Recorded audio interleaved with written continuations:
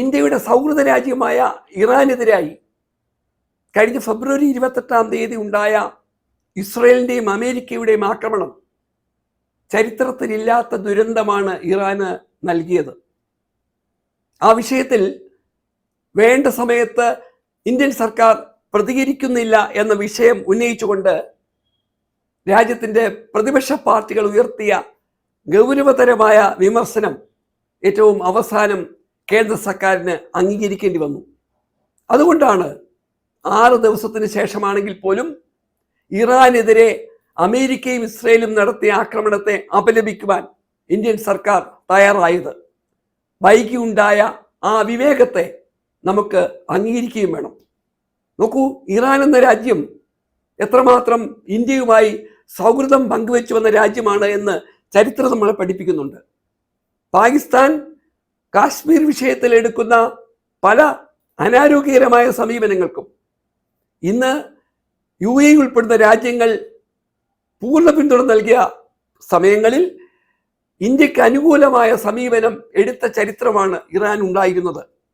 മാത്രവുമല്ല, ഇന്ത്യക്ക് crude oil നൽകുന്ന വിഷയത്തിൽ, ഇന്ത്യൻ വിഭവങ്ങൾ ഇറാൻ മാർക്കറ്റിൽ വാങ്ങിയെടുക്കുന്ന വിഷയത്തിലൊക്കെ വളരെ ആരോഗ്യകരമായ സമീപനം ഉയർത്തിയ ഇറാൻ, അതുകൊണ്ട് തന്നെയാണ് ഈ ബുദ്ധിമുട്ട് നേടുന്ന സമയത്തും ഇറാന്റെ നാവിക സേനയുടെ കപ്പൽ ഇന്ത്യൻ തുറമുഖത്തെത്തി സൗഹൃദ നാവികസേന പരിശീലനത്തിന് അവർ വിധേയമായത്.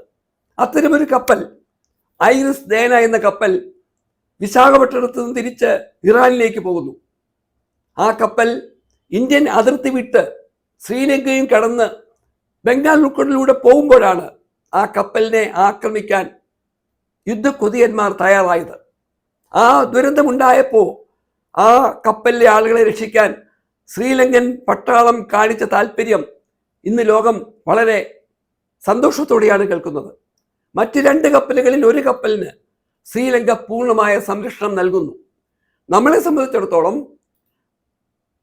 ഇറാനുമായി ബന്ധപ്പെട്ടുള്ള യുദ്ധം അറേബ്യൻ കടലിൽ വലിയ സംഘർഷങ്ങൾ ഒരു വശത്തുണ്ടാക്കുമ്പോൾ ആ യുദ്ധത്തെ ബംഗാൾ ഉൾക്കടലിൽ കൂടി വ്യാപിപ്പിക്കാൻ കഴിയും വിധമായിരുന്നു ഇറാൻ നേവിക്കെതിരായി അമേരിക്ക നടത്തിയ യുദ്ധമുണ്ടാക്കിയ പ്രശ്നങ്ങൾ.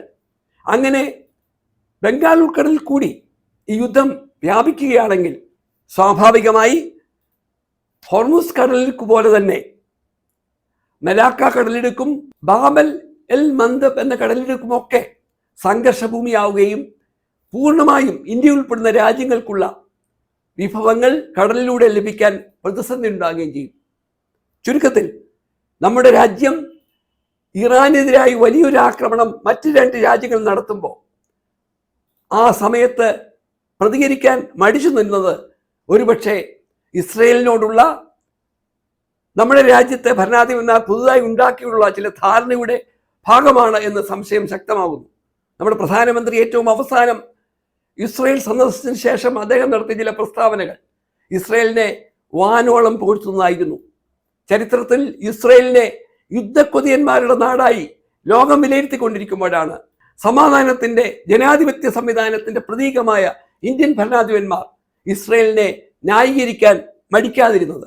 ആ ഇസ്രയേലിൻ്റെ നേതൃത്വത്തിൽ ഇന്ത്യയുടെ ഏറ്റവും പ്രിയപ്പെട്ട ഒരു രാജ്യത്തെ കടന്നാക്രമണം നടത്തുകയും അവിടുത്തെ പരമോന്നത നേതാവിനെയും ഒപ്പം അദ്ദേഹത്തിൻ്റെ കൂടെ ഉണ്ടായിരുന്ന പ്രമുഖരായ ആളുകളെയും കൊലപ്പെടുത്തിയിട്ടും നമ്മൾ വൈകി മാത്രം പ്രതികരിക്കാൻ ശ്രമിച്ചത് ഒരുപക്ഷെ സാർവദേശീയ യുദ്ധക്കൊതിയന്മാരുടെ മുന്നിൽ ഇന്ത്യ ഓച്ചാനിച്ചു നിൽക്കാൻ താല്പര്യപ്പെടുന്നു എന്നൊരു സന്ദേശം നൽകിയുണ്ടായി.